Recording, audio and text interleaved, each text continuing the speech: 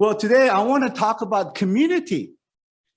I know I'm walking in a faith community that has been around since the Civil War, right? It's been here for a long time. And I found out many faithful members have been with this church since the early 80s. So it's not like community has not been happening. In fact, a vital sense of belonging and fellowship is found and is growing here in Dranesville of all times during the pandemic times.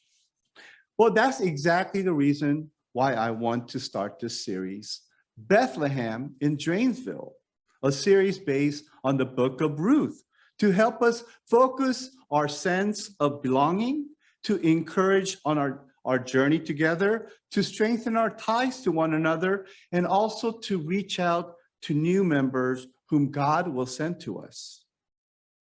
In many congregations, when a new person or family comes, it's usually the pastor or the members who are in charge of welcoming, who's the one who's trying to reach out to them. But you know what the exception to that is? Military families. Usually when military families come to your church, they're the one who's actively trying to become your church member or integrate themselves into the church. So I asked Sharon, our administrator, her view on importance of finding community as a military family. She and her husband, Sharon is our administrator at our church. She goes to another church, but she was thinking about coming to our church. So please welcome her into that, encourage her to that. She and her husband, Bob, are blessed with four children and have been a military family for about 20 years. They've been stationed in many places, and one of their highest priority is finding a new church along with Boy Scouts and Girl Scout units when they move. And because of their four children, Sharon wanted them to have normal when moving to another place. So, and I asked her, much of her concerns were centered around her children. So I asked her, what were some of her own concerns in finding a community? And she said, without a doubt, connecting with the members of the church. And the question she asked is, will she and her family be recognized as people, as individuals? And will they be plugged into the church? I know this is just one data point, but I want to remind all of us how important a church is for people in this community. As a pastor, the continual vitality of the church is important to me. Therefore, we wish people would come to church all the time, Monday through Friday, Sunday, right? But here's the thing. Sunday attendance is down across all denominations. In fact, religious participation as a whole has taken a hit. It's not only churches, but synagogues, mosques, temples all saw a drop in regular attendance. So we pastors want to remind people to come to church, but we can't be too obvious because as soon as it's seen as rude to say, hey, are you coming to church? Right? But you know what happened during the pandemic? Instead of pastors asking people to come to church, it was the other way around. Everyone I met, but met through virtual means, talked to and on telephone or any means, they would ask me, Pastor Keith, when are we going to meet again? When is church gathering again? And I would answer, church is not a building, but you are. Wherever you are, there's a church. I'll try to be theologically correct. But deep inside, I was happy as a kite flying in the air because they were asking me about the church and not the other way around. Why the turnaround? Because we had our Netflix, Disney Plus, DoorDash, Amazon Prime, and all the deliveries and entertainment we wanted. But we realized that without a community to share our lives with, life was less than. We yearn for a gathering, to be with others. In other words, the importance of community became more evident during the pandemic. And that's why we're studying the Book of Ruth. And the question is, why the Book of Ruth? To learn more about community.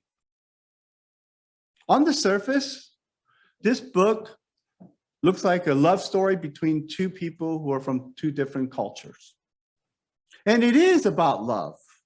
And I love this love story, but it's much more than that.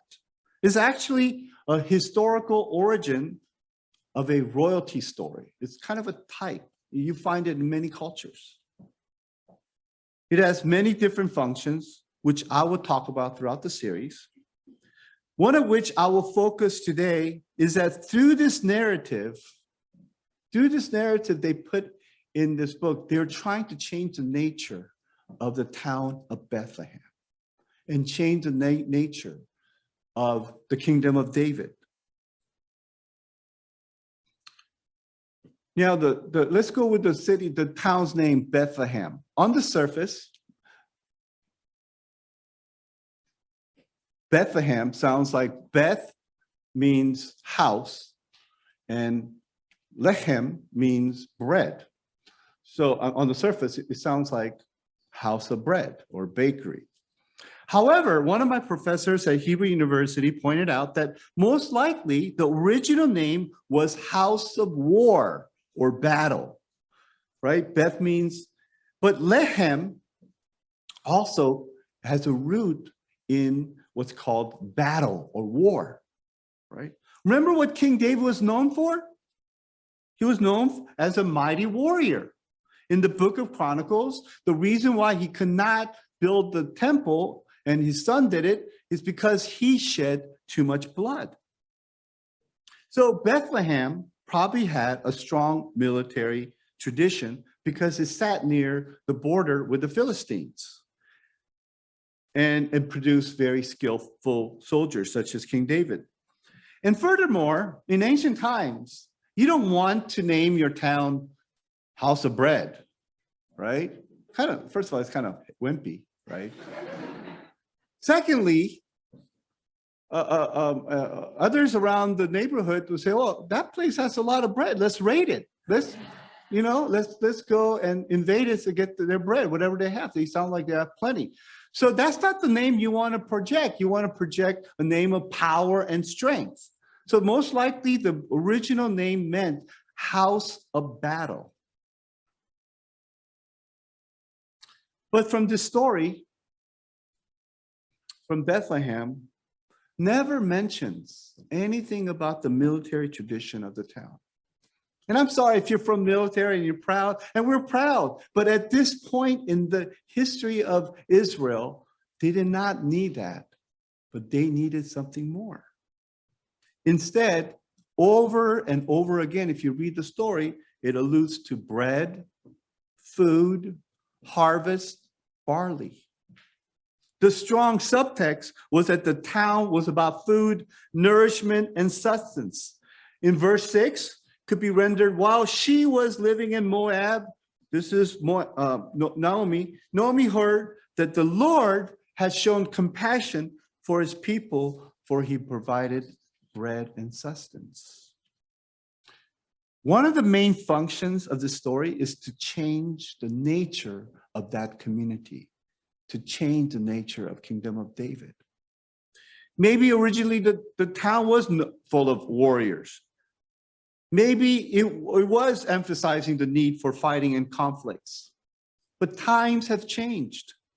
There was another need in the region where people were looking for nourishment, physical, spiritual, and social renewal. And the story changed the very nature of the town's DNA. That's the unspoken premise of the book. So what are the social and religious elements that the book is addressing? As you read, the very first thing was a need to encourage those who were down in their faith. That's the reason for the title of the sermon, Believing Again. Because we're so removed from the context of their times, we don't see the shocking elements in the first 5 opening verses of this text. In fact, I'll give you one tip. Everything in the Bible is meant to shock you. It's riveting. From the very beginning, you pick up this thing. Oh my God, these Judites moved to Moab, right? Well, I'm getting on myself. Right?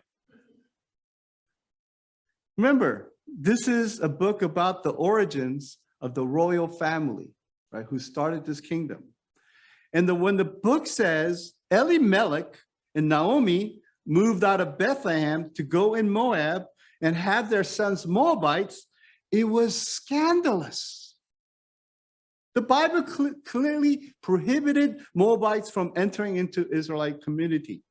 Deuteronomy 23:3 says, no Ammonite or Moabite or any of their descendants may enter the assemblies of the Lord, not even the 10th generation.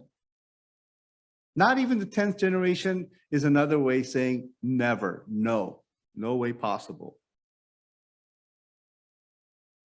But here it is, their sons marrying Moabites. Moreover, this is the main reason why this is really scandalous. The names of their sons strengthen the fact that Elimelech and Naomi were rebellious, countercultural, resentful of their religious, cultural, and ethnic heritages. The names Elimelech and Naomi are good Jewish names. Elimelech, my God is king, Naomi, beautiful. However, their sons' names were, I'll do the original Greek guttural, Machlon, right? Machlon and Kilion. Machlon means sickness, and Kilion means catastrophe. Yeah, if you name your sons that, no wonder they died early, right? This is the kind of, please don't name your kids that. This is the kind of family King David came from. And we sometimes think being irreligious is a modern phenomenon, like as if this is something we invented in our modern times. But from studying the Book of Ruth, we see that's not the case. Having faith, and this affirms, having faith, guys, you being here, right? It's a very difficult thing. It's a very rare phenomenon. At all times in ancient Israelites' history, the ones we call the people of God struggled all the time with trusting God. You read the account of Exodus, during the times of Judges, all the times of the Davidic kingdom, during the exile, people coming back from the exile. People of God had doubts, hesitations, questioning, confusion, and downright rejection and tradition of their fathers. Therefore, the author of Ruth could have chosen to downplay that or condemn it. But what does it do? The writer addresses them and tries to bring them into the community. It wasn't only about Elimelech and Naomi. It was about thousands, maybe even tens of thousands who were hesitant to join in to the kingdom of David.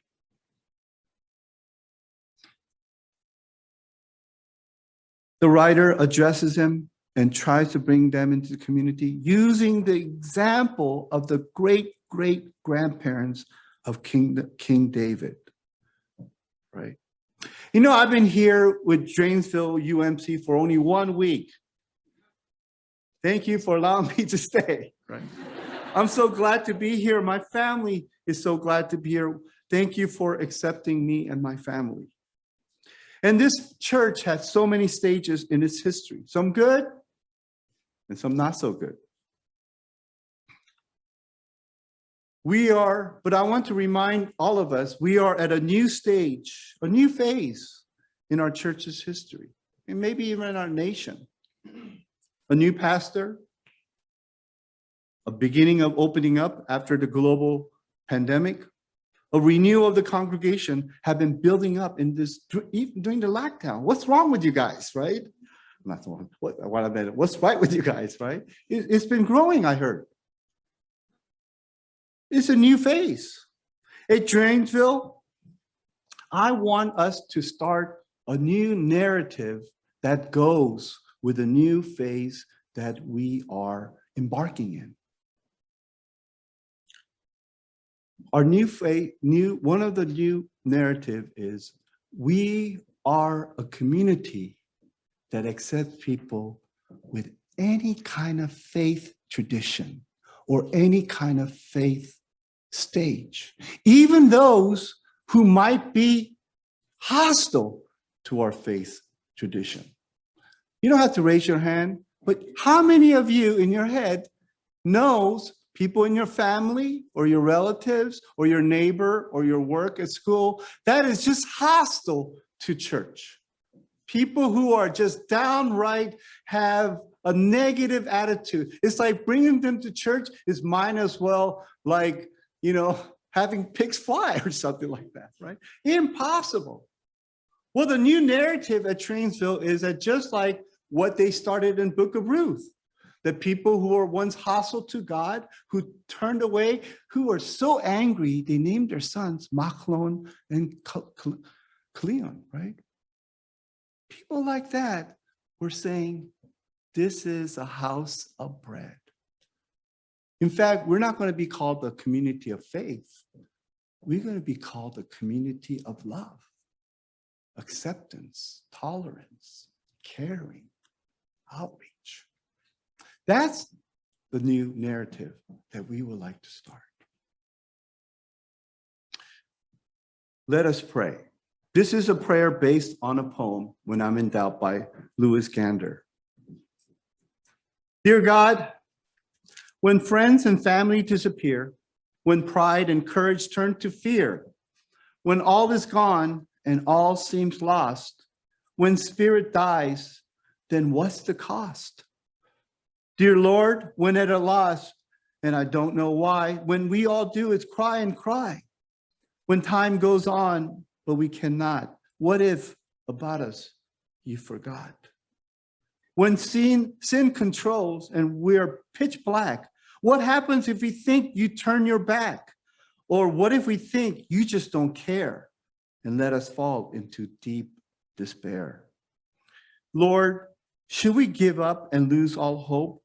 And when there's no way in life to cope? No, we know that you are faithful, you are just, and in you, only you, we can trust.